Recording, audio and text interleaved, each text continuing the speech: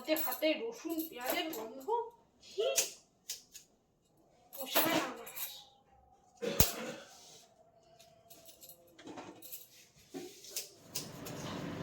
কি হলো বৌমা? ওই রাত বিয়েতে এতগুলো পেঁয়াজ রসুন দিয়ে কি করছো? আপনার ছেলে মা মুরগির মাংস নিয়ে এসছে এই রাত্রি 9টার সময়, তো বললো রান্না করে দিতে।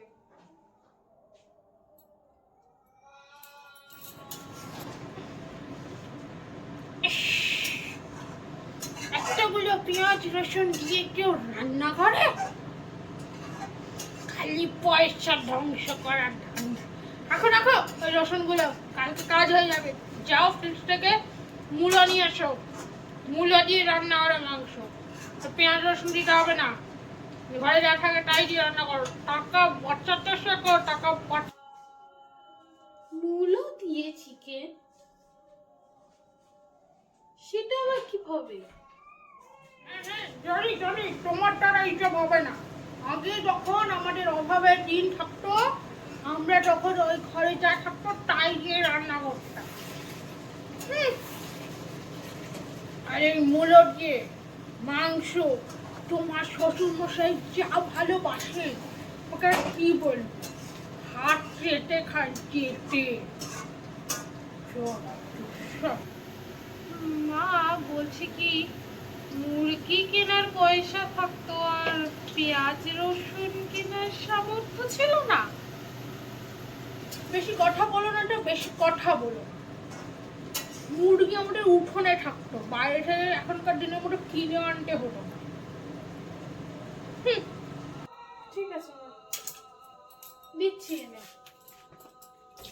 আর কিছু হেল্প করতে হবে না? তাহলে আমি বললাম, আমি করে দিচ্ছি। যাও যাও, এবার করো না। আমি পারবো কাজ করতে, আমি এখনো আছি সমর্থ। মাংসটা রান্না আমি করব, তোমাকে অত ভাবতে হবে না।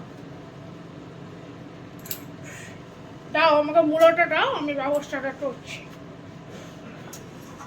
ঠিক আছে, আপনি করুন।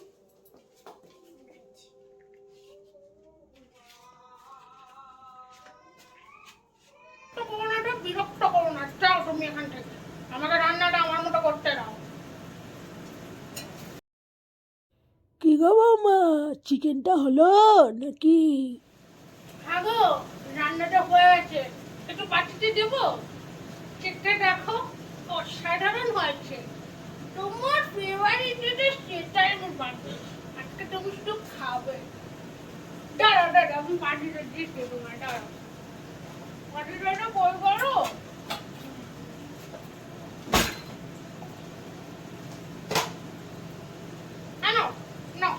চেক করে দেখো কেমন বানিয়েছ?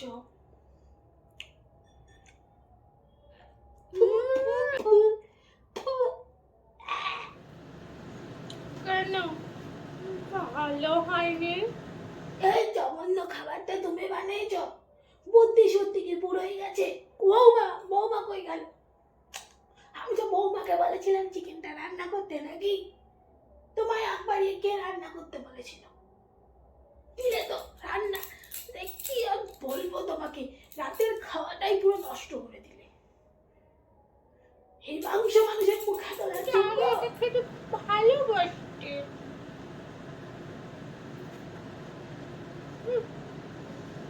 রান্নাটা নষ্টই করে দিলে তুমি।